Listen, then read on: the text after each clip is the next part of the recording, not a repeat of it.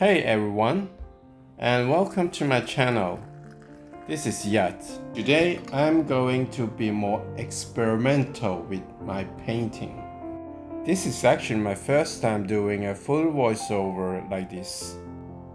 So bear with me if I sound a little bit nervous. What I want to do is make a painting using tea.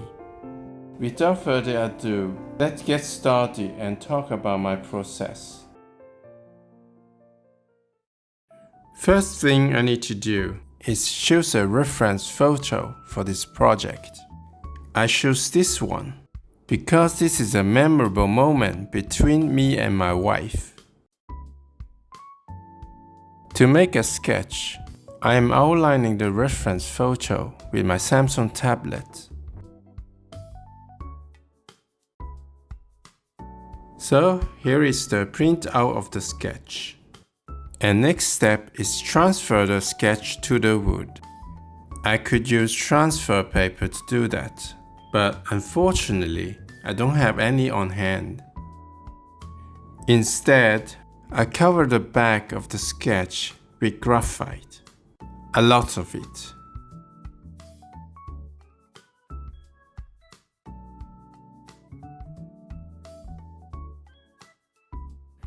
Then, I need to make sure the paper stays put while I'm working on it.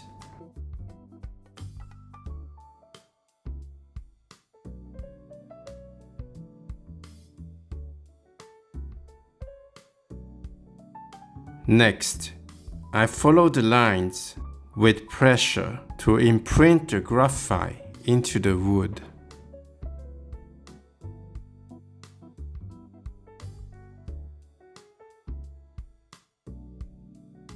Let's see, not too bad, but I think the color is a bit light and the shapes of the faces need to be more accurate. So I need to draw it again and make the lines darker and more defined. Honestly, I think making portrait is difficult. Using the lines I made before as guide is much easier. At least I have the position and the proportion right. Here you can see I struggle a lot to make the eyes look right. I erase the eyes several times until the board becomes so dirty that I have to leave it. I guess I could just sand it down with a piece of sandpaper, but I'm too lazy to go and buy one. Contrary, somehow making my wife's face is much easier. Maybe because she's further away and has less details.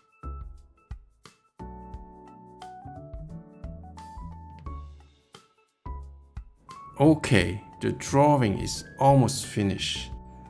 And next part is making a very strong tea for coloring. But first thing first, I need to make a tea for myself. It is part of my painting ritual. And here I'm using the used tea leaf and cook them further and make them stronger. And not for drinking this time, it's for my painting. Just for comparison, the left container is the tea from cooked tea leaf and the right one is brewed teapot. Here I'm using the tea I just made to color the wood board. I have never done it before, so I hope it works. Soon enough, I have a problem. The tea soaked into the wood in a way that made the edges blurry. To deal with that, I need to be very careful how much tea I load on my brush when I paint. In some areas, I let it dry before I add additional layer to it to make it darker. And the final result is okay, not too bad. The first step of making the lines is applying the glue. The bottle I'm using is originally for henna. but it seemed to be fine to use it for this purpose. In case you never heard about henna, it's kind of temporary tattoo that practiced in India and Pakistan. Okay, the first section of lines is almost done. Let's sprinkle some tea leaves powder on it. Then I pressing with my fingers to make sure the tea powder sticks to the glue. Then shake it off. Here we go. The lines are perfect, just what I want. Okay, let's do some more lines with this henna applicator. The applicator came with different sizes of nozzle, which is very handy if I want to make different thickness of lines. Here I'm changing to a smaller nozzle. If you look carefully, the lines I made now is slightly thinner than I made before. I'm trying to vary the lines throughout the painting to make sure that the painting visually looks more interesting.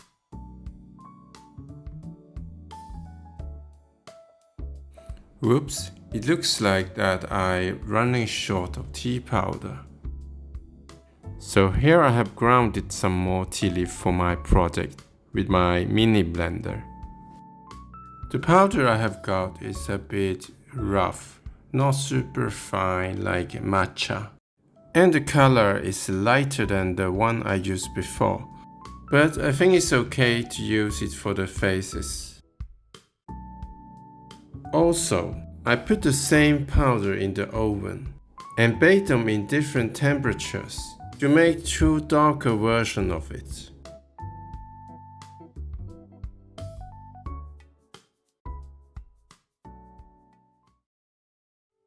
Let's continue to make the lines. Same as before.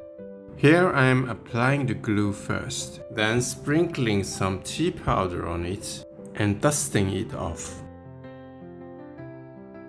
Basically, I just repeat these steps until the painting is finished. However, I like to have some variation of the lines to convey the texture of the skin. To do that, I switch up to the smallest nozzle I have.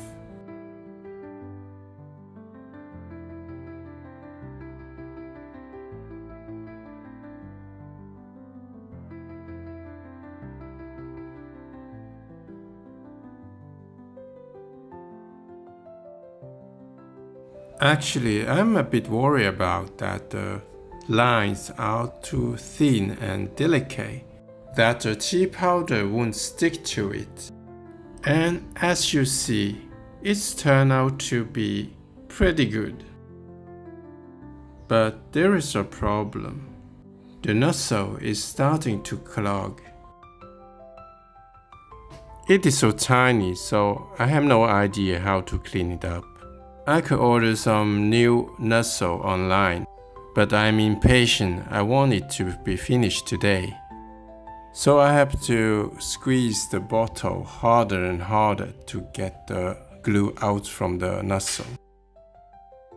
At a point, I squeeze so hard that the nozzle falls off and making a mess.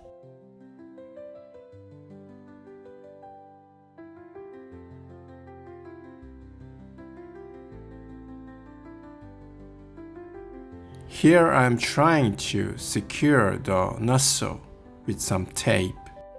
It works for a while, and then the glue starts to leak from it. It's just getting worse. So I rinse the nozzle under the tap water. It helped a bit. At least it is good enough to continue.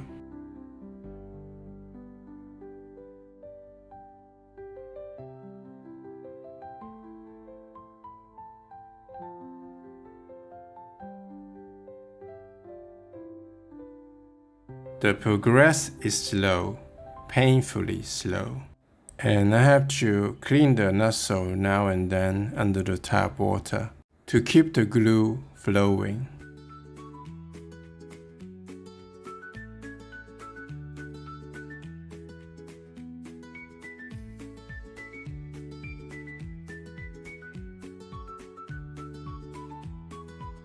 Finally, I have done all the fine lines, and it is time to switch back to the bigger nozzle, which is much easier to use.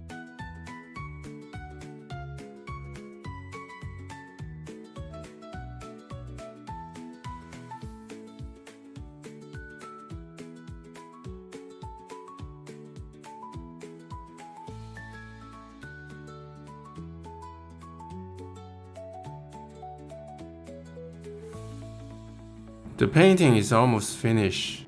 It has been a bit of struggle, but it works out in the end. In comparison, making this video is much harder for me, especially the voiceover part, because this is the first time I'm doing English voiceover. The voice is something I need to work on for the next video. Some of you might say, you could use AI to help you do the voiceover. Yes, I could, but that also means that I will never get better on this. For the time being, I like to do it by myself. I think it's good practice. I hope you enjoy watching this video. If you'd like to support me, please subscribe. Thank you for watching. Bye bye.